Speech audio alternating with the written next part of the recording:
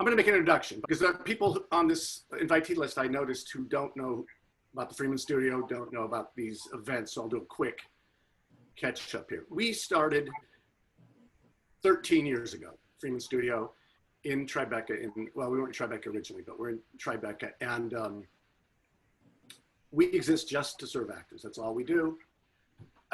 We support them, we train them, we advocate for them. It's what I'm dedicated to, and everybody in the organization, the staff and faculty and people like Bob. It's a tremendously rewarding thing to watch people do their thing. And we do that with the best teachers possible.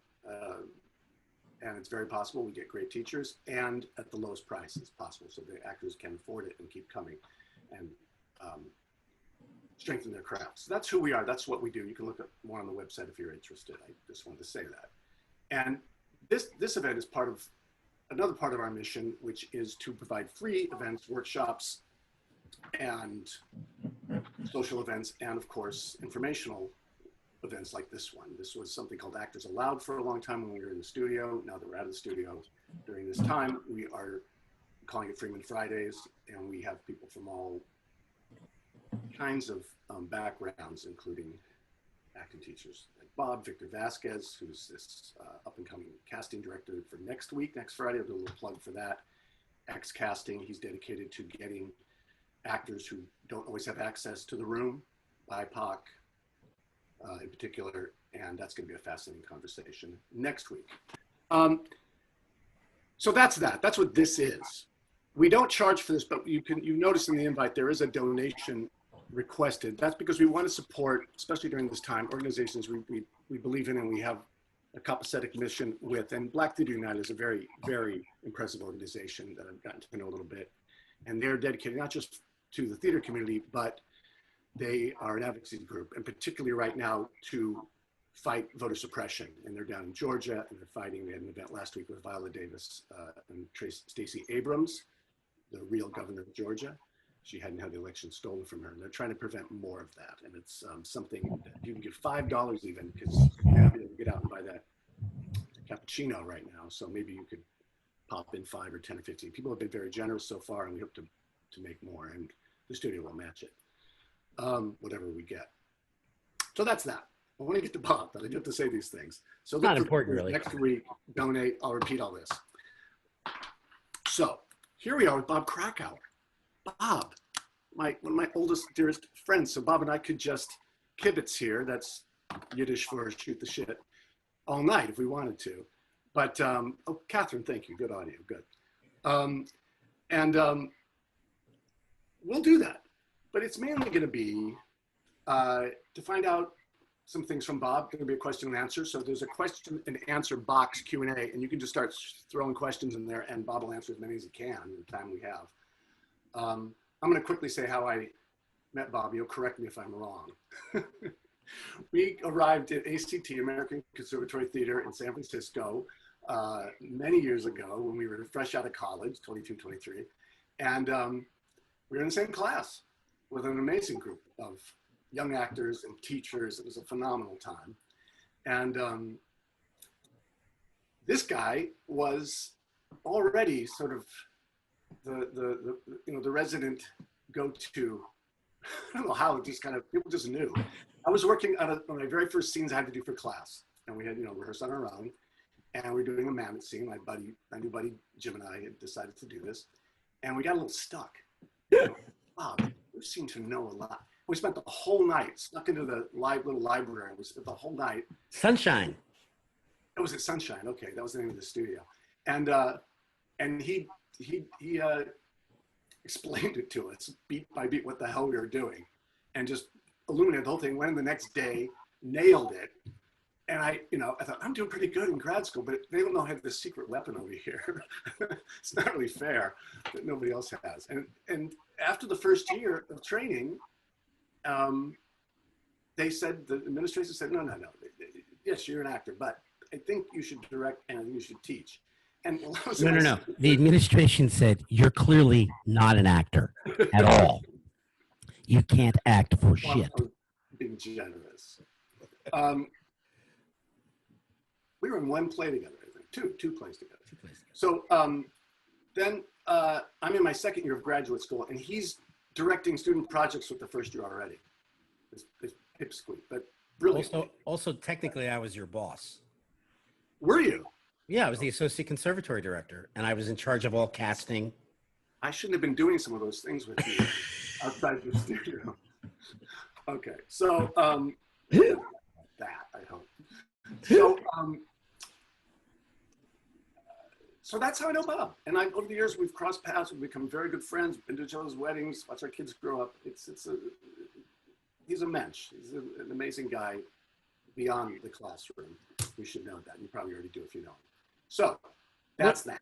One of the things I do want to say, Scott, just because you and I were talking about it yesterday, is one of the things that's really exciting is that when we were in our 20s, all these people that were older, we always referred to as they. Mm-hmm. What are they doing? What do they want? What do they want from me? Who are they? And we both realized recently that we are now they, Yeah. simply by din of age. But the thing that's exciting about that is we sat where you're sitting. And a lot of the people that we work with were people that we all came up together. And that included agents and managers and teachers and directors and actors and writers and producers. And when I work in the professional world, I would say a third and maybe more of all the people that I work with are the people that I met in my 20s. And so it always makes me very excited. Also, I have a 21-year-old daughter, but it always makes me very excited for you because you are now going to have that opportunity to build a professional life with your friends, with your acquaintances, and with the people you meet along the way. And it's that Scott and I can still reach out to each other years later and talk to each other about this stuff. It's literally priceless. So I'm very thrilled for you that you may not realize it yet, but you're with a bunch of people you're going to have a history with. And it's really great. It's so true. And, you think you get guys like us and it's like, wow, you know that person. Oh, you're just name dropping. That's the term for it. But it's just things that happen to you. You just bump into people and you keep bumping into them. And they're not big names to you. They're just people you know, and some of them got more famous than others. It's all the people you mention along the way. It's that kind of kinship and camaraderie and similar purpose. People get each other. Well, people want to know things. I'm going to guess some of the questions that are common. Right. You can talk whatever the hell you want to talk about, but I think people like an origin story. They want to know how you got from that ACT when I met you all the way to here, whatever you want to talk about, the steps along the way. Wow. I never saw a play until I was 20 years old. Actually, that's not true. When I was in high school, my high school English teacher thought it would be a really good idea to take a bunch of suburban kids from New Jersey and sit them on the stage for Equus. So that was my first experience in a theater. And amazingly, it did not encourage me to go into the theater. I had no interest. I fell into it completely by accident in college in my junior year. And through a series of machinations that seem really stupid now. Like, I don't know why anybody thought this was a good idea. So I saw my first play when I was 20, and I was Scott's boss by the time I was 24. I don't really have an explanation for that, except that the Alan Fletcher and Bill Ball, who ran ACT, were ridiculously generous to me. But also, I knew at that early age I wanted to teach, and what I didn't know was that no 23-year-old stands up and says, I know what I want to do for a living. I want to teach acting. So part of it was I don't think they'd ever met anybody that young who already knew that that's what they wanted to do. So they gave me an opportunity. Then I went to Actors Theater of Louisville. And I ran the school and the company there for 6 years. And I taught with the Moscow Art Theater, did all that. And then ABC in New York were hiring a lot of our young actors from Actors Theater. And so they offered me a job as a casting person. So I was in casting for three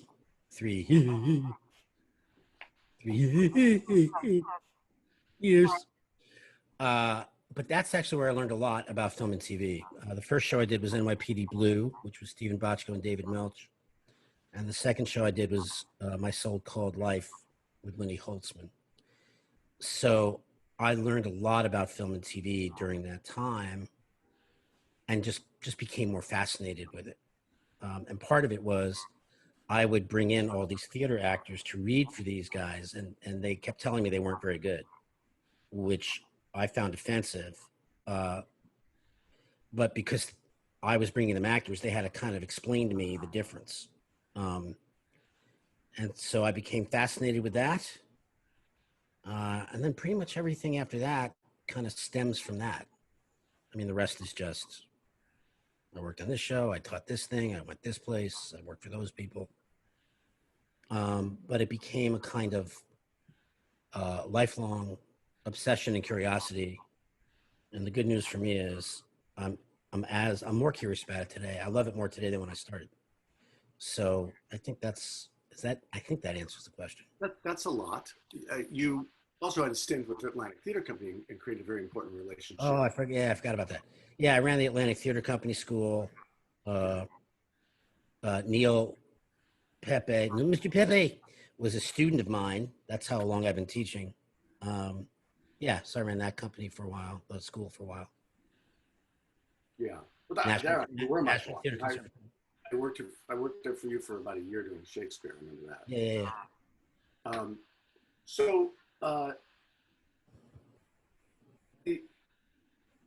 The other thing people are going to ask, I'm looking at the chat box already, or the question box already, but I don't see this one.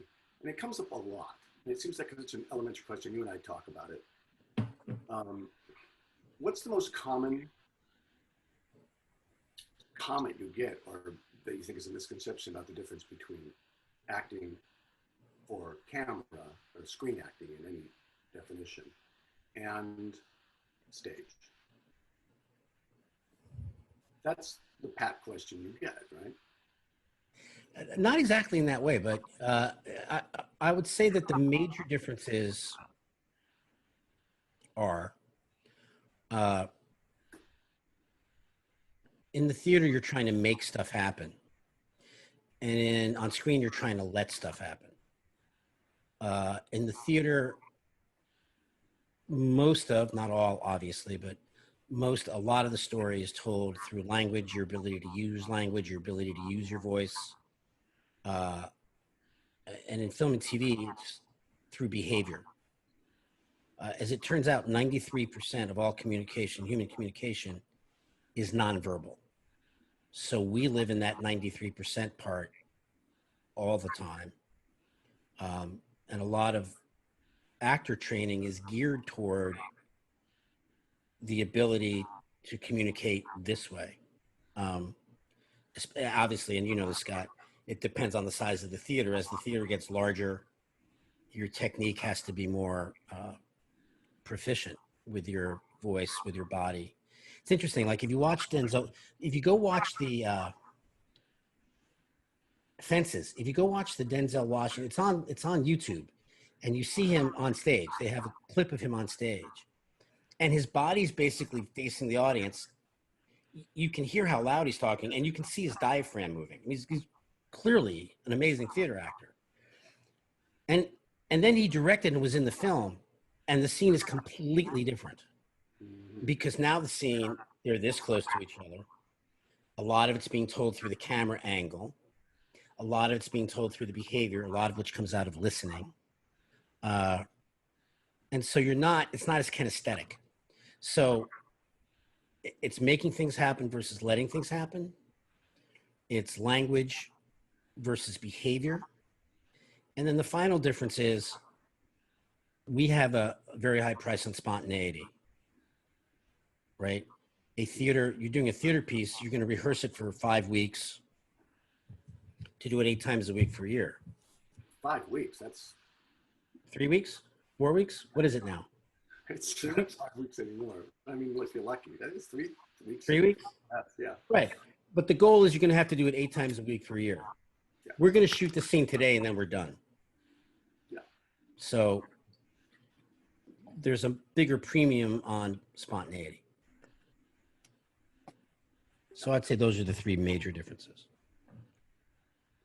You do get people who say there's no difference. It's all acting. There's no They're difference. lying. Yeah, but they're lying.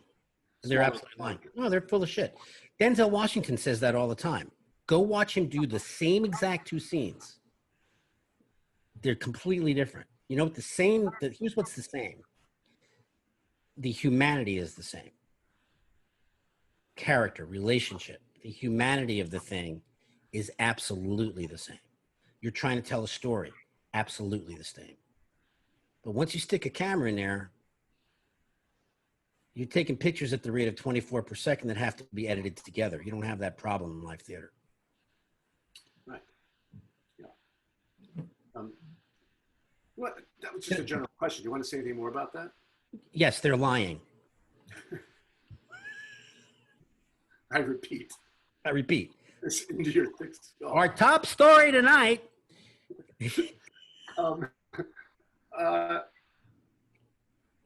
Well, gee, other thing people are asking all the time, right? When are we going back? Bobby, when are we going back? But Bob, you're Bob Krakower, you know when we're going back. When's it going to open up? Actually, I heard about this, I heard about that. I mean, I've heard about these, I know actors who are being flown off and filming stuff. So what is your ear to the ground on? Let's put aside one thing, right? You're going to read in Deadline, Hollywood, or Variety, and all those things that 572, I think that's the actual number, of permits have been granted to shoot film and TV shows. But upon closer inspection, what you'll see is that those are either commercials or reality shows. In other words, anything they can do outdoors with a lot of social distancing. Over 520 of those permits are for commercials and reality shows. Here's sort of the basic 3 things that are happening. If you're shooting out of the country, for example, one of our gang right now is the lead on a show called The Girlfriend Experience, right? They're shooting in London, they're up and shooting. If you're shooting in Toronto, Vancouver, anywhere in Canada, you'll see when the breakdown comes out, there's an on or about date, right? For the start date, right? For those of you that don't deal with or care about this stuff, a project isn't a project until that has a start date, because nobody can negotiate your contract until they know what the dates are, as per your union. So if there's no start date, it's not a real project. However, England, Iceland, Switzerland, there are countries where they are open for shooting. Obviously, they're taking precautions. The Girlfriend Experience, the protocols are 37 pages long. The protocols in Canada, I think, are 40 pages. So those are shows that are actually shooting that have potential start dates that are out of the country. The next layer down are shows that are shooting in the United States. They don't have start dates at all. What the networks have started to do is say mid-August.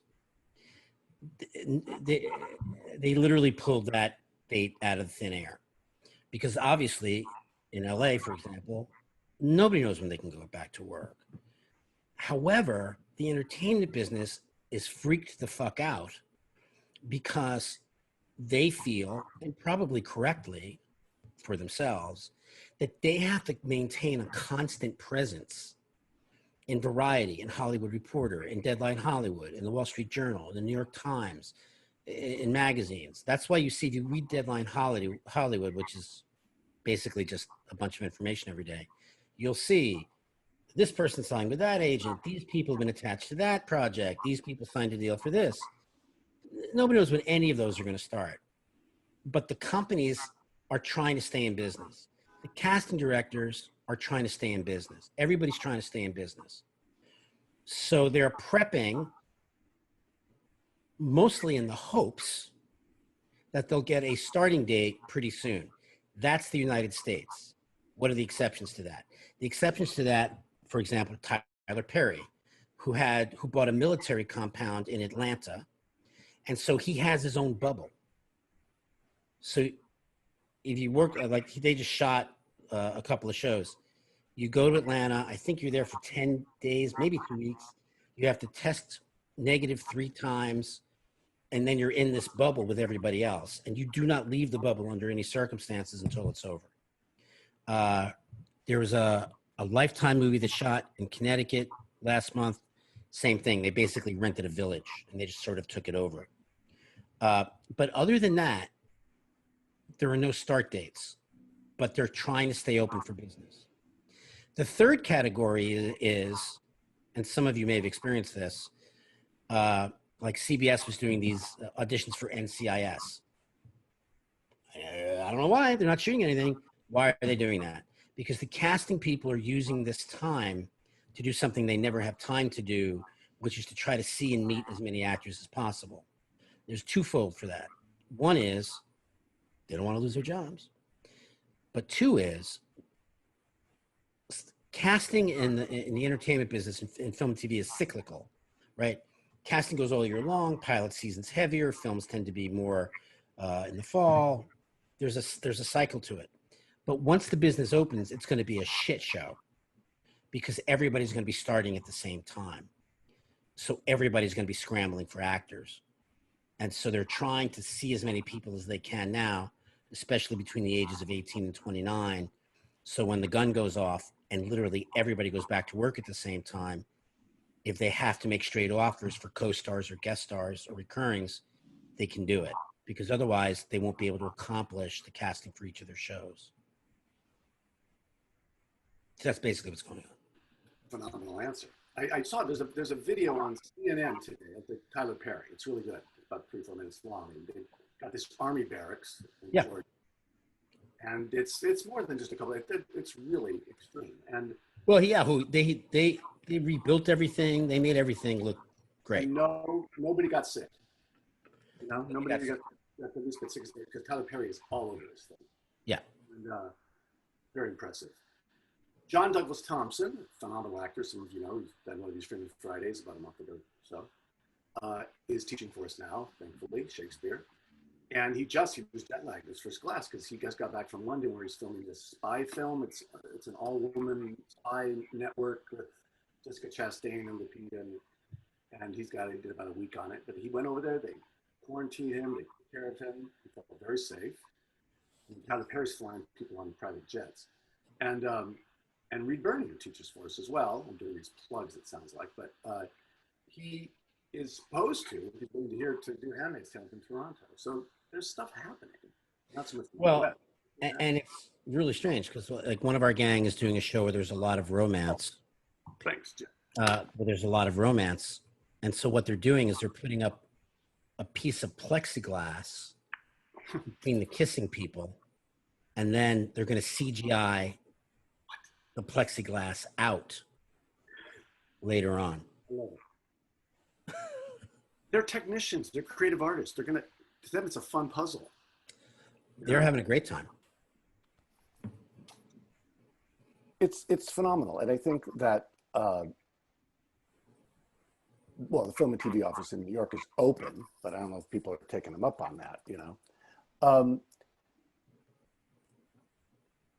have a question. I haven't asked you this in a long time, but you're such a good theater director, and even though you explained very, very well the dominant quotient of nonverbal when you're on the screen, and the theater that's not exactly reversed, but it's pretty much in the other direction. I have no doubts that if you had to direct a radio play, you'd be brilliant at it.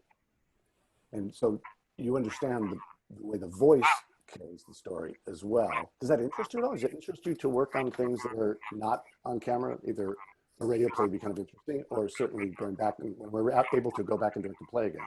Well, I've done some of that kind of work for the Atlantic, and I directed a play for them a couple of years ago. Um, uh,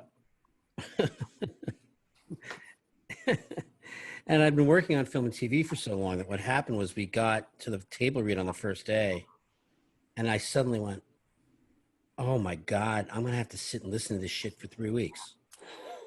Completely lost my mind. What was worse is that half of the cast were my gang, and half of the cast were people that we hired.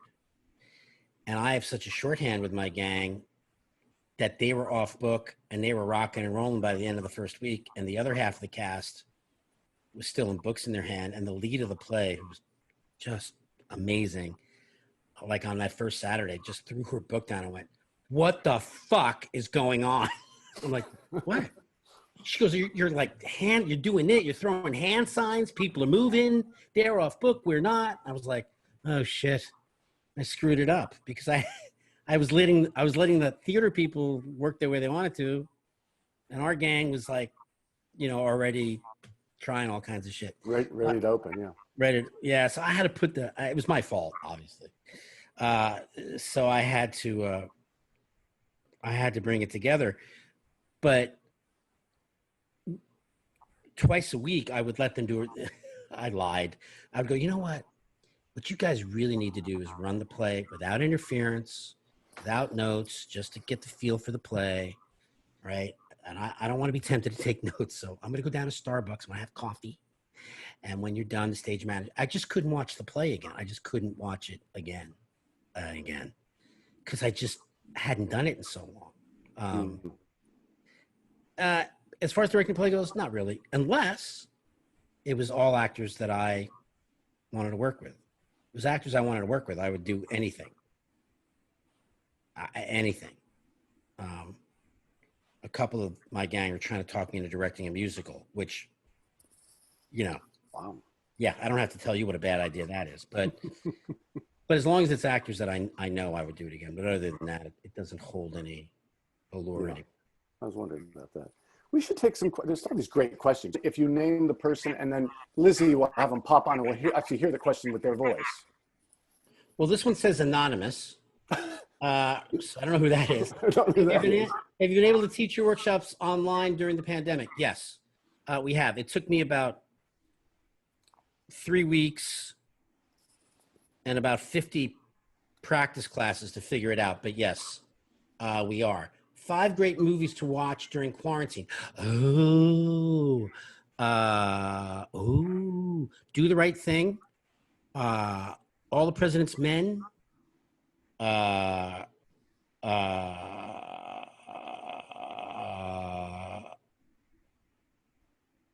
Meet John Doe. Got to have a Barbara Stanwyck movie in there. His Girl Friday. The great Rosalind Russell.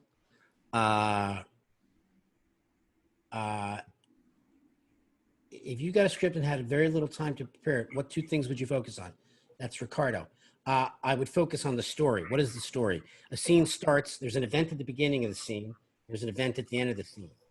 Figure out what's happening, literally happening at the beginning of the scene. The Atlantic Theater Company people will know what that means. And what's literally happening at the end of the scene, and then figure out how you got from there to there. And I would figure out the relationship. Hey, Bob. Yes. I think you should say that again slowly because people are going to like that. Can you say that again slowly? Eli, we're only going to do. Why did I? The 2 things would be the relationship. In film and TV, we don't play character. We reveal it through relationship. Why is that? Because the core of film and TV acting is listening and reacting, because that's what we edit together, are your reactions to things. So character is revealed through relationship. What's an example of that? If Scott and I are married, and we have been twice, if Scott and I are married and I see him flirting with somebody and I wave and he waves and I'm fine with it, then I'm not jealous. But if I see Scott flirting with somebody and I turn and I give him the evil eye and walk toward it with him, you would then determine I was jealous based on my reaction to Scott. So character is revealed through relationship. I figured out the relationship. And I'd figure out where does the scene start, where does the scene end. So for example, Born Identity. Matt Damon. Oh, I got shot. I feel better. Now I'm on the shore. Now I'm sleeping in a park bench. Beginning of the scene, he's sleeping on the park bench. By the end of the scene, he's beat 2 guys up and he's running away. How did we get from sleeping on a park bench, beginning, to beat 2 guys up and run away? What literally happened to get us from here to there? Those are the 2 things I would figure out. That's great.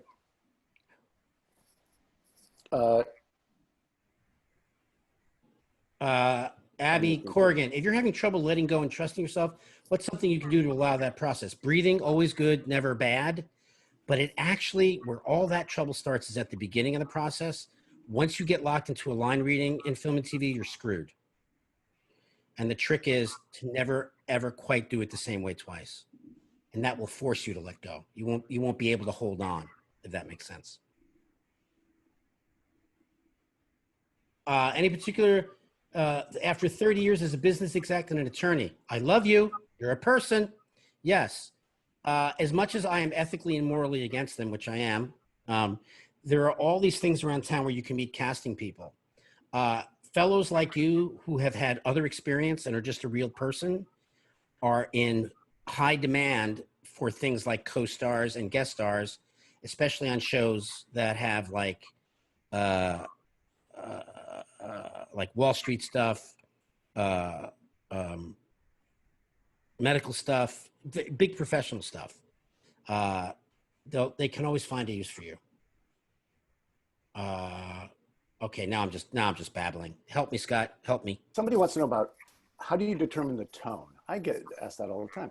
You go in, you don't know that it's a brand new script, obviously, and you don't know if it's supposed to be that or that, and you sort of guess. No, I cannot tell you how much you're going to hate my answer. You're going to hate it. In film and TV, let's talk about TV. In TV, for every single episode of television, there's a tone meeting. In the tone meeting, the entire production staff sits around with the director and the writer and the executive producer and the showrunner, and they literally go through, fade it in, interior, library, day, and we stop. We go, what does the library look like? What kind of library? Where are we in the library? What kind of books are they? We go all the way through line by line. Do you know who's never invited to the tone meeting? The actors. You know why? They don't want you to play the tone. They just want you to play the scene. In film and TV, the only thing that would help you is if you watched 3 minutes of any. First of all, if it's a new show, they don't know the tone.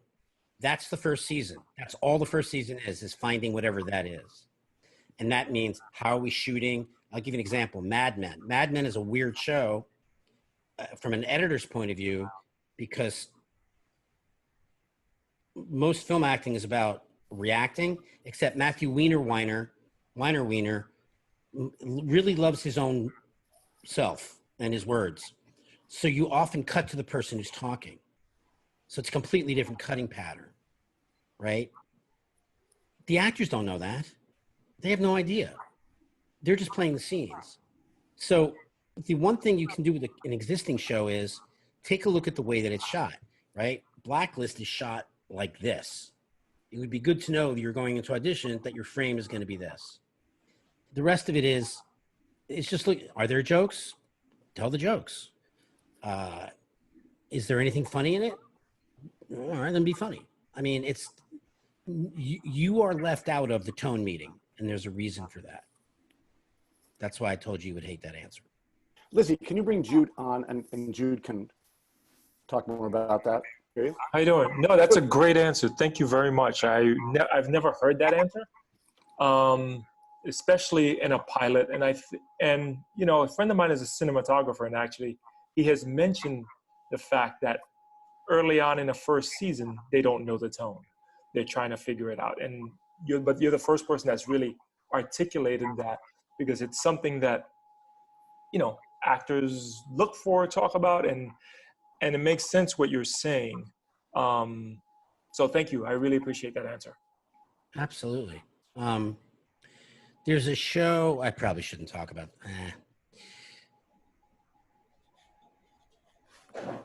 Okay. There's a show called The Gilded Age.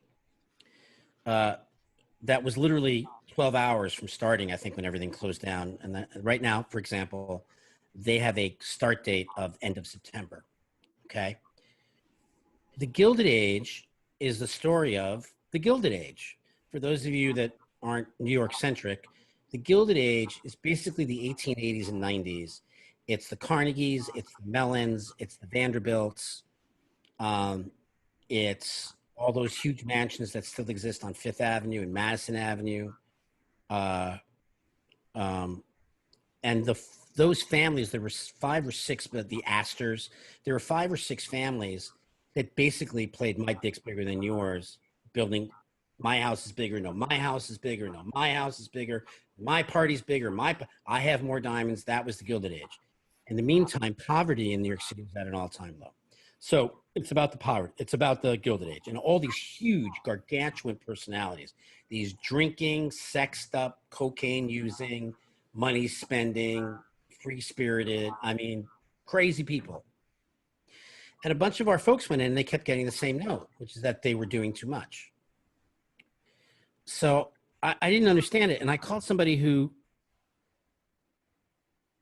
was working in pre-production on the show. I was like, can you explain this to me? And they said, oh, well, it's Julian Fellows. I'm like, yeah, I know who wrote it. What does that have to do with anything? Well, he sees this as a prequel to Downton Abbey. Downton Abbey starts in 1912 in England on a country estate. This takes place in the 1880s and 90s on the dirty, filthy, rich, amazing, crazy streets of New York with these huge personalities. Yeah, but it's Julian Fellows, and he, you know, he likes Downton Abbey kind of acting. I'm like, well, that doesn't make any fucking sense, but okay. And now we have like 7 people on the show. Doesn't make any sense to me, but that's the guy wrote it. That's what he wanted. How would you ever figure out the tone based on that? Robert Lund. That's a good question for Bob. Are you there, Robert? I am, yes. Hi, Robert. Hi. Hey, how are you? What's your question for Bob? So I just want you to talk a little bit about the difference when an actor is preparing for an audition versus what we prepare for a lot of times, which is how to do it on the job, on the shoot. Because you have to kind of throw away some of the direction and the intent of the way it's going to be shot, because in the audition, you don't have all of that ability. So I'm just wondering your wisdom on that. Well, if you'd asked me this question a year ago, it would have been different than my answer now. My answer now is that for the foreseeable future, you're going to be doing self-tapes. There's no reason to bring you into a room and risk your health or anybody else's. So easily until, if anybody's in a casting office before 2021, I'd be amazed. Unless it's like one casting person, one director, and 2 people reading, and it's in a room that's big enough.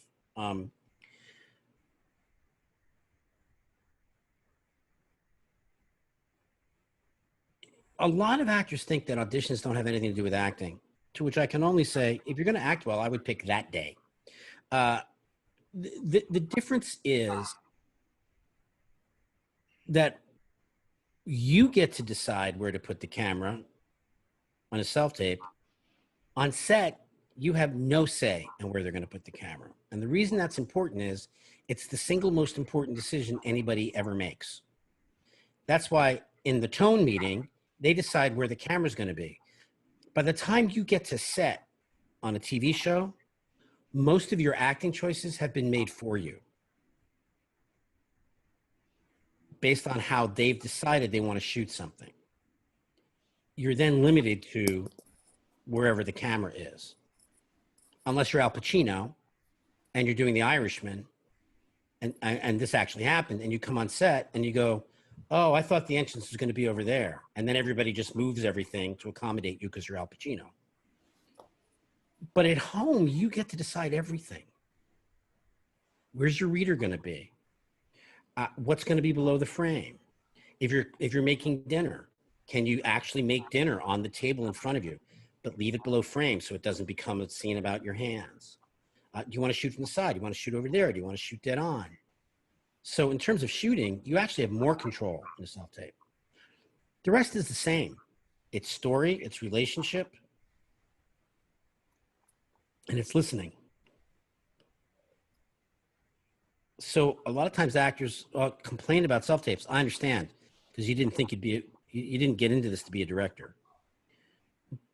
But the flip side of this is most of the actors I've ever met complain that they don't have enough control. And a self-tape, you get to do whatever you want. Especially now, because the bar is low in terms of what equipment do you have. Everybody knows you're locked into a location. If you want, if you're doing a scene in a living room and you want to shoot it on your couch, it's great. So that's the major, to me, that's the major difference. There's a Anthony Comas, I won't bring on Anthony, but he has a similar question about how important is the self-tape studio? Is it important to make, technique-wise, and it's right there in the box, you can look at it, Bob, but it's sorry. It's not the same question, but how important is it to have your home studio look spiffy, or should you upgrade the technology? Oh, I see. Yeah, I'm sorry, Scott, I'm not really good at reading through this stuff. Here's the thing. Here's the important thing. It's the single most important thing. I need to be able to see your eyes. Whatever your framing is, whatever your lighting is, a lot of people, like, they'll shoot against a bright background, and so the viewer tends to look behind you rather than here. And you don't have to have any fucking fancy equipment. You can place a lamp on a floor underneath you if you have to. You can use flashlights. But the important thing is I need to see this. See how far back I am, right? You can't really tell what I'm feeling. But as I come closer to the camera, besides the fact that I'm ugly, you can probably get some sense of what I'm thinking. If I can't see your eyes, then all the listening in the world doesn't mean anything. That's the important part. Here's why. I never heard this sentence. Wow, that Maggie, she was awesome. She was amazing, but I didn't like the equipment that she used, so we're not going to call her back. I just literally never heard that. They ask you to retape it, but I've never heard, I didn't like the camera work, so we're not going to. I mean, that's shit they say to your representatives, and then your representatives sit on you. Why? Because that's how they justify their existence, by trying to help you with these things. And they're not wrong. They're absolutely not wrong. But all that's important is, can I see these things? The rest is garbage. Let's stay on this subject because there's so many. Tommy wants to know, what's the best way to maintain your sanity when choosing takes for casting? How many takes is too many? That's a real common. Oh, the wormhole. Yeah. The self-taping wormhole. Many an hour has been lost to humanity in the self-taping wormhole. We all know it, don't we? We can all agree. Hours of our lives have gone down the chute in the self-taping wormhole. Here's what happens is you do a take and you like it and you think, oh, I missed that one thing. And then you go to a second take and you get the one thing, but you lose something else. And then it all becomes like a Russian plate dance. What you're looking for is the liveliest version of the story that they wrote. Right? Because no two people ever have been, they aren't now, and they never will be exactly alike. I'm looking for your point of view. I want to see your version of the story that I wrote. And it would be really good if it looked like it was happening right here, right now, for the very first time. The rest of it is not really important because you don't know how they see the scene. But if you're alive and you have some understanding of what they wrote and you look like what they need you to look like, they will then give you notes as to what it is they're looking for. Does that answer the question? Yeah, that's fantastic. Lizzie, you can bring Kristen Lithopoulos. I was just wondering if you had any recs for actors who don't have representation on how to get seen for TV and film. And obviously the rep sitch in quarantine is it's already a fucking nightmare in the regular world, but now it's even more of a nightmare. So I don't know if you have any suggestions on either A, how to get rep during this time, or B, how to get seen for projects you're right for based on having seen the show before or knowing something's, coming into filming. Yeah. This is my opinion, which that and a couple of bucks to buy a cup of coffee. I think actors over focus on agents and managers. Back in the day, back when Scott and I were the age in our 20s, the job of an agent or manager, they were on the town every night. That's how I met, like, a lot of the people that I know that I work with now, the Kathleen Chopins and Avi Kaufmans and David Kolodners and Mark Sachs, we were all the same age. But in those days, Alexa Fogel, we all went to theater together every night, right? In various groups, Ruth Ann Secunda, in various groups, and we helped each other out. So when All My Children was looking for, couldn't find somebody to play Erica Kane's daughter, and Sarah Michelle Gellar happened to walk into my office to audition for something else, I sent her downstairs because I knew she looked like what they were looking for. So it was way more hands-on. And so it was an aggressive job. Right? Agents called casting directors, managers called, submissions were made. People got taken to lunch. People got taken to breakfast. It was a lot of that. For a lot of reasons, which we could spend an hour on, but which we won't, the business is now completely the reverse, which makes literally no sense. Right? Which is the agents and managers sit around waiting for the phone to ring. Right?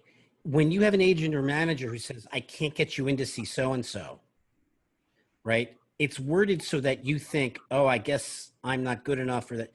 If I can't get you in to see Avi Kaufman, it's because I don't have a relationship with Avi Kaufman. It's not your fault. So I think, therefore, people over-focus on those.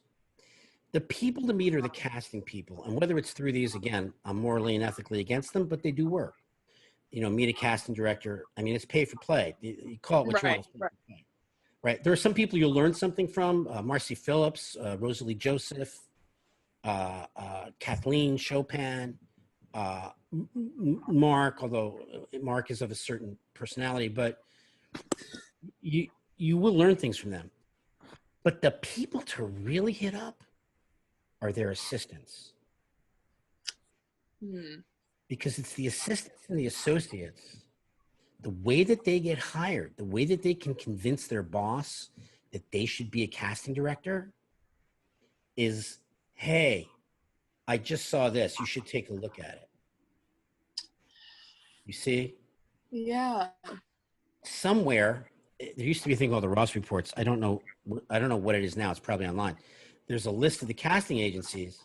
If you find out who the assistants and associates are, and you try to push stuff to them, half the time nobody will watch it. Right? Yeah. A quarter of the time they'll blow through it. But a quarter of the time, especially if you happen to look like exactly what they're looking for, it's worth 30 seconds to them. Right. Do you see what I mean?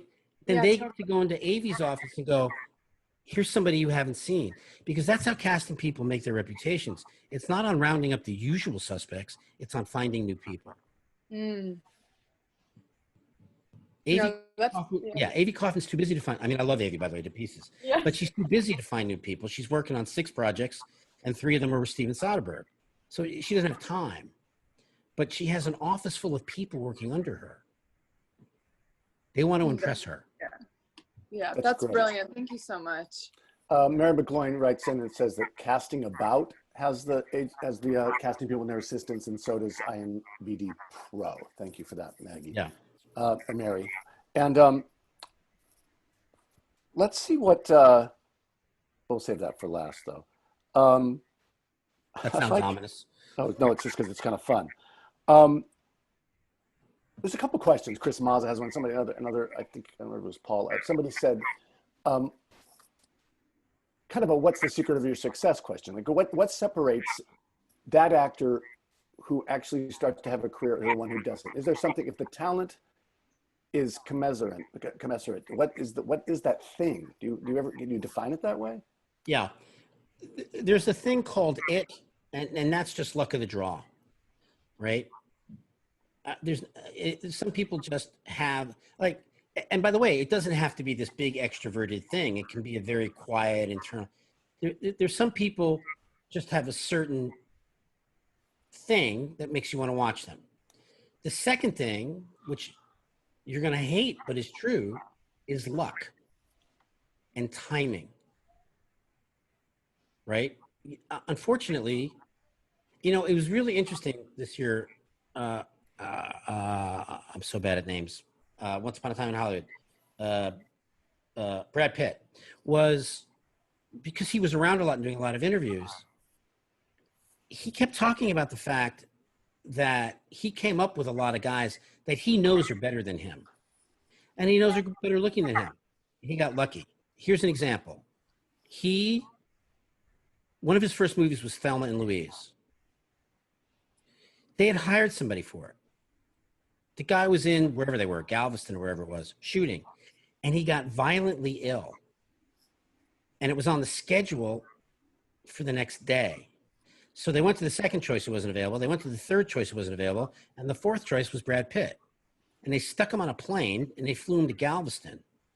He didn't have time to really learn the scenes. But Gina Davis took one look at him and went, I'll take care of him. Leave him to me. And so a lot of what you're watching there is improvised. And he has said, if I'd actually had to learn the lines and do the thing, I'm not sure it would have been any good at all. So, you know, luck and opportunity play a part. The issue is when luck and opportunity arrive, you best be prepared. And therefore, the thing that sets you apart is your skill set. Right? Do you know what you're doing? Do you have any idea what you're doing? Or is it just a bus accident? Because if you know what you're doing, that's, you know, there's an old saying, if you really want to impress somebody, be prepared. When you know what you're doing, people know they can count on you. When you don't know what you're doing, they have no idea.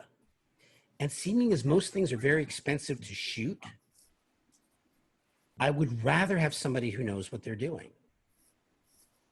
Now, you watch movies and TV, there are people in those things you see all the time. And you know they don't know what they're doing.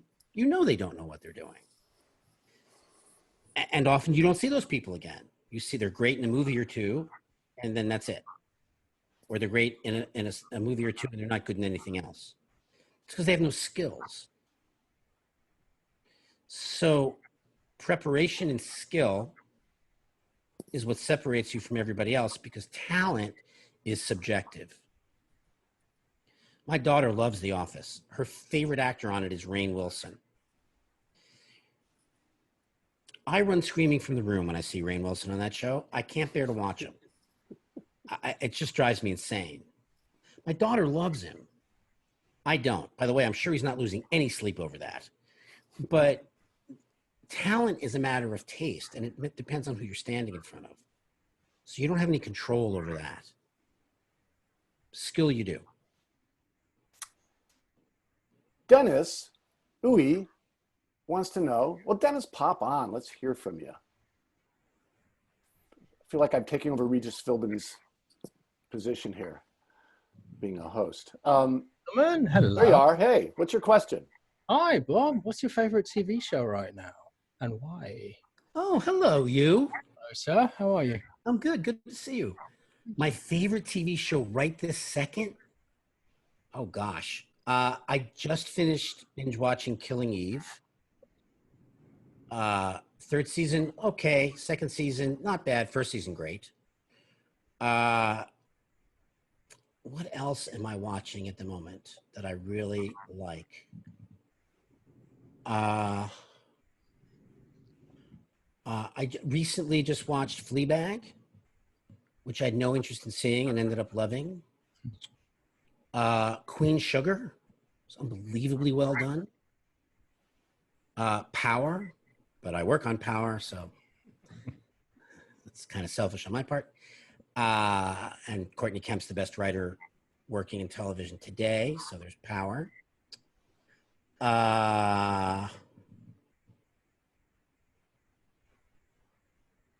This is going to sound strange. There's a documentary on HBO called McMillions. The first 3 episodes every actor should see, because you just won't believe what you're watching. I mean, each person is more eccentric than the next, and they're great studies in relationships and characters. My favorite thing at the moment, I'm probably the only person here who's watched it. It was a 6 or 8 part, I think it was 6-part mini thing on HBO called Our Boys, which is all in Arabic and Hebrew. And it's a story about the Middle East. The acting on that show is so redonkulously good, I can't even describe it to you. It's outrageous. And each person better than the next. It's just incredible. And it's subtitles, so if you don't speak Arabic or Hebrew, you can follow it. But the acting is just outrageous. Oh, gee, I don't know who's supposed to insist. You want to know the difference between, well, I'll just say, Bob, talking about when we came up, we've been saying that a lot, but there was a definite difference between New York and LA back then. Oh, yeah. Generally, we thought New York's for theater actors and LA's, if you want to do film and TV, why be in New York? And if you want to do theater, why be in LA? Correct. It's different now. Oh, yes. Do tell. So this, again, I've been teaching a long time. One of my students from a long time ago, Jeannie Backrack, is now, and I don't know if any of you have ever auditioned for her. She's a terrific casting person and an amazing human being. And Okay. what year is this? 2020. So in 2000, at the end of 2018, the beginning of 2019, she was doing a panel because she likes to do a lot of volunteer stuff and a lot of stuff like this. She started off as an actress. Her husband, David Burke, is an actor. And she was asked this very question. And she said, I'm going to say something that I've never said before, but it's absolutely true. If you're just starting out, don't come to Los Angeles. She said, because what has happened is so much production has left LA. But LA doesn't, there's not a lot shooting in LA compared to what it was. So folks who don't want to leave LA, especially with kids, now you have movie stars who are like, well, I don't want to leave home. I'll do the TV show. Well, the people that used to play those parts are now recurring. The people who are recurring are now guest shots. And so because of that, the opportunity in LA is less than it's been. That's also because the film careers that they had 20, 30 years ago. Also true. It's action pictures and little indies. I mean, they don't have that. That's right. That's why they're doing the television and the Hulu and the Netflix show. Yeah, I mean, like right now, if you had to pick the place where more casting was going on than anywhere else, it would probably be Atlanta. Yeah. With New York, and then, I mean, look, LA is still a big place, but if you live in New York, you're willing to travel. If you live in Atlanta, you're willing to travel. A lot of the people who live in LA want to work in LA, and there's less in LA. And so it's become more, I can't think of the word, parochial. I have no idea if that answered that question. It does. And then New York, of course, the idea of being just a theater actor in New York isn't true anymore. You think that you can sustain, or at least pre-COVID and post-COVID, you can have a career here where if you want to do theater, that's available, but you can actually have a film and TV career here more so than you used to be able to. Where are we at with that? Well, here's the unfortunate thing about New York. It depends on the tax credits and the film commission. Because like The tax credits right now are at an all-time high. Well, sorry, a tax credit. What does that mean? So to entice, Scott Freeman is doing the movie Ishkabibble Gets Expelled. It cost $1 million to make. Scott is producing. He's also playing Ishkabibble. Yep. New York, as an incentive, will give him 30 cents on the dollar, right? So that his $1 million movie, he now only has to spend $700,000. Why do they do it? Jobs. But even more importantly, in New York, the restaurants, the diners, the bars, the florists, the barbershops, all the ancillary businesses that are around, let's say, Steiner Studios, right? They give the tax credit to bring the production in, because the production has 250 hours, 300 people. All those people are spending money in that area. So right now, right before COVID, including pilots, movies, and episodics, there were, I think, close to 80 filmed projects going in New York at the same time, which is the most it had been in 5 years. I have no idea. Nobody has any idea what it's going to be like now. So if you had asked me this question in February, I'd be like, yeah, New York's an expensive place. Yeah, your apartment's expensive. But if you're looking to work, you could probably, you can probably do a recurring and a guest shot and a co-star and a play and a, one of my gang was she worked at the Public for 3 months and made no money. And then she went and did 3 episodes of some Chicago Med Fire PD ambulance. I think maybe it was CSI Bolivia. I can't remember, but she made more in the 3 episodes than she did in her 3 months at the Public. Of course. So yes.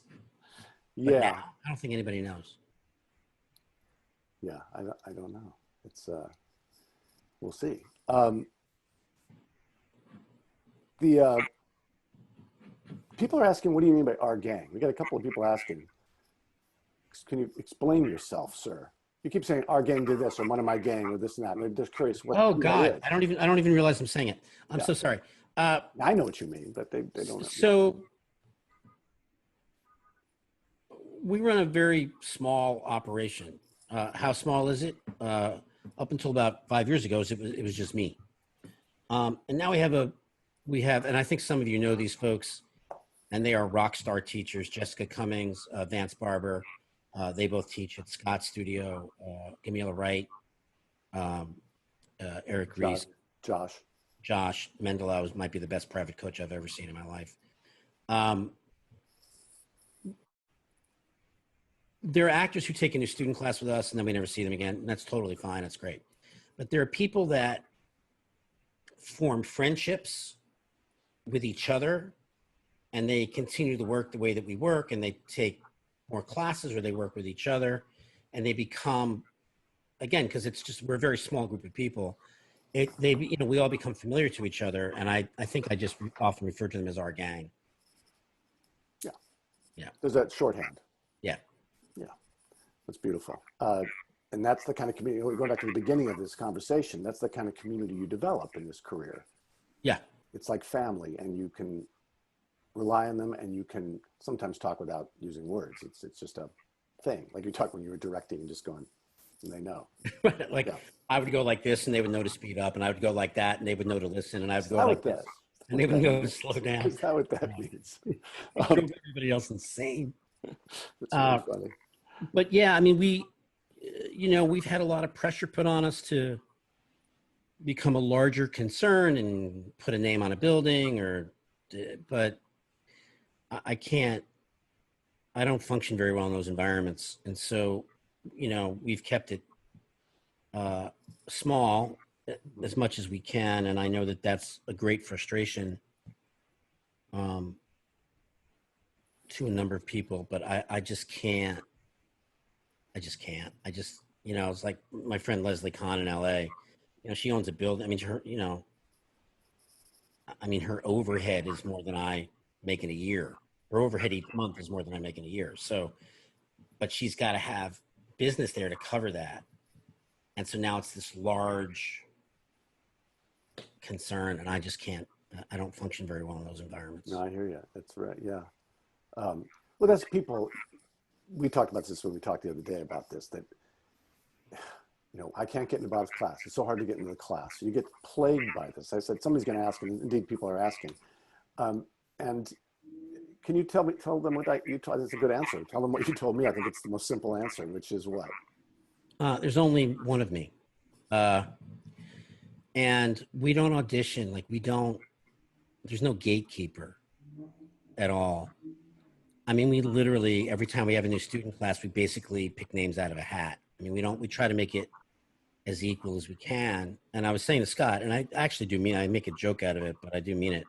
The whole thing fills me with shame and remorse that I have to explain that, because it makes me feel bad about myself. I'm pretty sure when I die, if I go to heaven, the first question at the gates is going to be, so Jesus Christ wants to know why he couldn't get into your class. It's just because it's just me, and we don't really have any criteria. I mean, you know, we do a little check. We make sure that you're not writing from jail, or you haven't recently been arrested for arson. I mean, you know, stuff like that. But I don't think talent is subjective. So I don't believe that I have the market cornered on who is and who is not. So we just don't deal with that. Yeah. Yeah. Sorry. I'm so sorry. Well, one thing we used to do, Bob, I'm not going to pin you down now, but we stopped doing it for a while because we have Vance and Jess, and they're just so fantastic, and they're able to do that. But we had you come in and do your workshop for a weekend. We did that many times. It was really fun. Yeah. Right now it's a little tough, but when we can, if we can do it figure out how to do it online or afterwards, we'll have you back maybe. Yeah, I mean, because that allows the actors in the studio to have access to you that they can't. Yeah. The reason that stopped was simply because, without going into the detail, and Scott, I know you know what the detail is, there was other stuff going on that curtailed and limited my time. Yeah. Lots going on. Yeah. But soon it won't be. And then I'll be back. Well, I think I know what you're talking about. Let's hope. Oh, gosh. There's somebody anonymous who keeps asking these great questions, but I feel like, I want Anonymous to unmask themselves and come online. Anonymous, will you come on and ask this question about getting an MFA? I'm trying to expose you.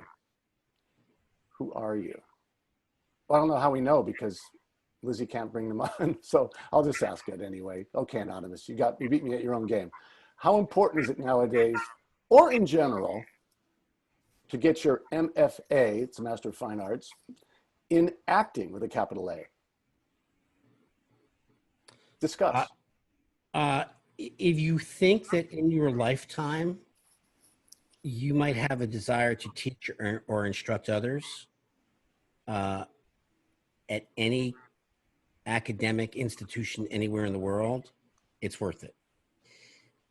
Short of that, it's, in terms of the profession, I've literally never heard anybody say, well, we really liked her, but she doesn't have an MFA. I mean, it just, in the grand scheme of business, nobody cares.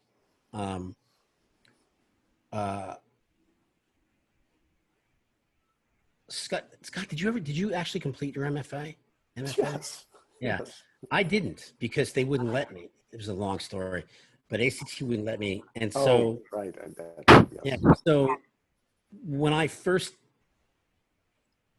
left ACT and then went to the National Theater with Alan, after that, I was having a hard time getting a job at a university, which is one of the reasons I went to Actors Theater of Louisville, because they didn't care. Hi, that was my question. Oh, I didn't hi. know I did the anonymous thing, but Who are you? Who are you? What is your name? Abby Garber. Hi, Abby. Abby Garber. Welcome. Yeah, just asking, and just because, sometimes I feel like I joke all the time where I'm like, by the time you know, I get my MFA, they'll be like, you have to get a PhD in acting and like remove your spleen in order to like understand a human being. And like, that's what I feel like pressure wise sometimes. And so I wanted to hear your opinion. So thank you for answering. Yeah, I mean, you know, and I'll give you the inverse of this as a way of explaining it. There are people, and it still goes on, which is amazing to me, but there are people who get into a big school like Yale or Juilliard, and then they get out of school, and for whatever reason, they don't have an agent, and they end up wondering why they went to school. Yeah. Because going to Yale or Juilliard or any of those places, NYU, Carnegie Mellon, ACTs, UCSD, there's no guarantee of anything. Right. Right? It shines a light on you at a certain point in your life, but you still got to be good, and you still got to have opportunity. So, yeah. I mean, you're thanks for that, Abby. Yeah, I mean, you're teaching at Juilliard now. That's kind of a new thing the last couple of years. So you got your finger on that. You see those people. Yeah, I do. Yeah. Malin Barr, who's in Sweden, I know, and she wants to know if your iced tea is bottomless, because it never seems to. These are the important questions. Or is that just a prop? You just... No,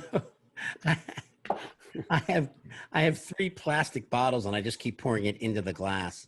I turned off my air conditioning, so it's so effing hot in here. That's why I'm drinking all this. There's Malin. There she is. Hi, Mom. Hi, good to see you, Bob. Yeah, that's great. You know, I was just thinking about that. That iced tea kept being filled up. I was like, what? How's that happening? Once I turned off the air conditioner, I was like, oh, I better get a lot of liquid.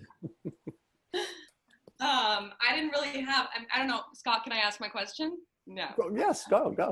It really wasn't it wasn't a long question. It was just, you mentioned talking about production starting in Europe. I'm currently in Sweden, so, you know, it has started here and everything. But I was just curious if, you might not know the answer to this, but if you think that American productions, just because they're sort of on a hold in the States, do you think they're gonna try to maybe shoot in Europe potentially? Yep. Yeah. Wow. Okay. Cool. The only reason you're not seeing a lot of it is, like if you were going to shoot in Atlanta, well, you could shoot in Atlanta under the right circumstances. If you're going to shoot in LA, and now you can't shoot in LA, and you could shoot in Sweden, you now have a lot of decisions to make, and all of them are expensive. Right, of course. How many people are you going to fly over? Where are you going to put them up? If you're not going to fly a crew over, where are you going to get a crew from? Where are people going to stay? Will the insurance company insure you? The same insurance company that wouldn't insure you in LA, will they bond you in Sweden? So that's why you're not seeing things happen quickly. But I would guess by the end of this year, you will see American productions that are moving overseas, and very quietly, like the CW they already have 3 or 4 shows, and nobody knows this, but they already have 3 or 4 shows in Vancouver where, like, Canada doesn't want Americans at all. They don't want them anywhere near their country. So they had to go up 2 weeks early and get tested 3 or 4 times and test negative. So right now there are casts and crews in Vancouver waiting for all these tests to come back to see if they can shoot, and if they can, you'll probably see it sometime after Labor Day. Yeah, right. It becomes expensive. Yeah. Okay. Yeah, that's crazy. No, I was just interested, but that's a great answer. Thank you. You're welcome. We miss you, Mullen. Oh, I miss you too. I'm coming back soon. Oh, good. Excellent. I want to go to Sweden. All right, I'm going to take this last question because I've never asked you this, and I know you'll know the answer. What happened? Why is that all the comedy shows traditionally get shot in LA, and here with UCB and all the comedy history in New York, there aren't sitcoms, and I mean, here and there are, but not in the volume that it was now. How'd that happen? Okay, so sitcoms traditionally are network fare, right? And you need a huge soundstage. with parking. Okay. In New York right now, there's Steiner and Silvercup. So you have to shoot at one of those two studios if you're going to do a sitcom. So that's the first thing. The second thing is all of the network executives for all of those sitcoms are in Los Angeles. And all of the writers for all of those shows are in Los Angeles. And all of the crews that know how to do those shows are in Los Angeles. And CBS Radford and Fox has, I believe, 24 sound stages apiece. Warner Brothers, where they shot Friends, they're set up for it.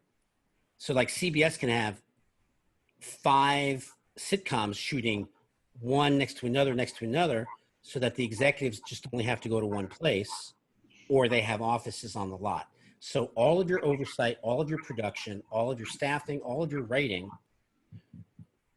are in LA. Sitcom directors mostly in LA. For example, when they did the reboot of Murphy Brown, Candice Bergen said, I'll do it, but I live in New York and I'm not leaving New York.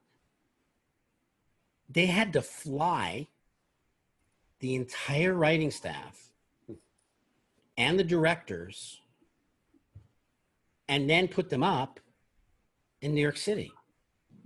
And it's very expensive. So the infrastructure for those kinds of shows, literally from top to bottom, are in LA. That explains it. I mean, unless you have like 30 Rock and things, those shot here. Well, 30 Rock was not a sitcom. 30 Rock's a single camera show. It's very different. Yeah. It's very different. It's sort of maddening because when you see articles about shows like 30 Rock, they're called sitcoms. They're not. Mm-hmm. A sitcom is a situation comedy. A situation comedy. Comedy, we tell jokes that we derive from a situation and we shoot it with multiple cameras. And sometimes a live audience, yeah.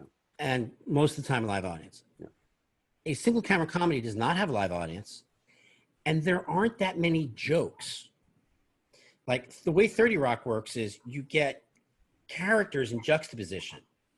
So as soon as you see Ken the Page, he's a virgin, and Jane Krakowski, she's so not, in a scene together, you already have a smile on your face because you already have some sense of what's going to happen.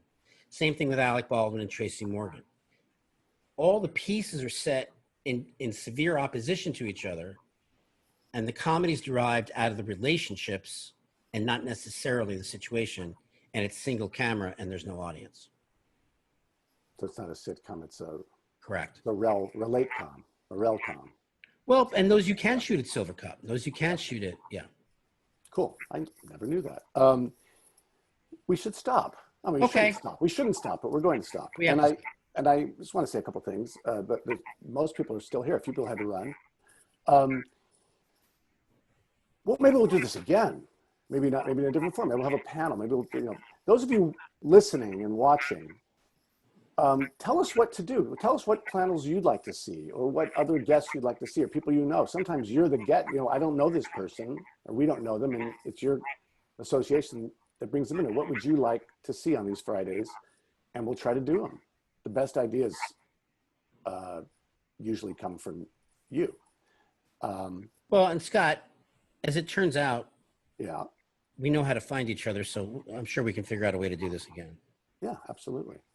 And so I'm gonna before I close things off, I just want to remind you all about what I said at the beginning, because some of you weren't here, that if you haven't donated and you are so compelled, it's a wonderful organization, Black Theater United, that we're supporting. You can check it out on our website and their website.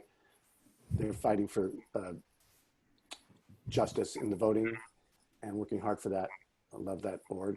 And we have another one next week with Victor Vasquez. Check that out. You can start to RSVP right away, I think. And do check out our classes. We mentioned Vance Barber and Jessica coming teaching in our studio, but also an incredible amount of faculty, an incredible array of faculty that do incredible work. So do check us out or tell others. Bernie, Scott is oh God, Maria. No, I love Maria. Welker. The Welker. Are Welker and her husband still doing that thing? They're taking a break, but they'll be back in September. Great. They do phenomenal on-camera work, very different than Bob's. And, Yeah, but it's fantastic. It's absolutely fantastic. yeah. So check us out. Tell everybody. Oh, people are getting. Oh, nice. Thanks. Oh, good. These are good things. People are already coming up with great ideas. I love it. This is all being recorded, and we'll edit some of it out. But it'll be on our YouTube channel pretty soon. That as quick as they can do it, they do an amazing job. And so maybe in the next couple of days, you're going to notice about that. That way you can tell your friends or watch it again if there's some things you missed, you wanted to hear, you want to fast forward and get Wait. something. I just saw a name, and I have to give a shout out. Silda, baby, Silda, yeah. I love you. Okay. Hi, Silda. These are great. So maybe Lizzie, who's looking at them, can write these down because Zoom, you know, Love they you disappear. too. Hi, Silda. Hi, guys. You just made my day. Mwah. I'm going to have to get up and start acting, even if I'm by myself in the mirror. Damn right. Thanks. Love you guys. I mean, that spirit, Silda. Thank you. Because the reason Bob and I, the reason we keep doing this, it's not, you know, because we got to make a lot of money doing online classes. Is to keep the studio strong, to keep the actors, give the actors something to do that's useful in this time, and keep your artistic spirit going. And the camaraderie, it's just, I love, Bob feels about it, but someone asked that question. I happen to love teaching this Zoom thing because there's things that are, you know, people are coming from all over the world. There are people on this format that are from literally, or what we heard from Sweden, but across the country. And there are people that couldn't take class otherwise. It's quite marvelous. And well, this just really made me, just so Still you know, there. it just really made me, inspired me again. Cause you know, we've all been going through whatever. Yeah. And, I'm getting verklempt, but it's just, I thought, yeah, wait, what am I doing? Take a class online, you know? So thank you for this. Thank you very much. Thank you, Silda. We love you, Silda. No. And I thank you, Bob. I love you. And it's great we've been talking, we haven't seen each other really in a while. I know. And it's great to do the face to the face. It's important. All right, my brother. So listen, everybody, stay strong. I say this at the end of every episode of this series. And that is, you got to stay strong mentally, and you got to stay strong physically, but you got to stay strong artistically. It's really important. And whatever we can do to help you, we are here. Be well. Thank you, everybody. Be well. Thank you.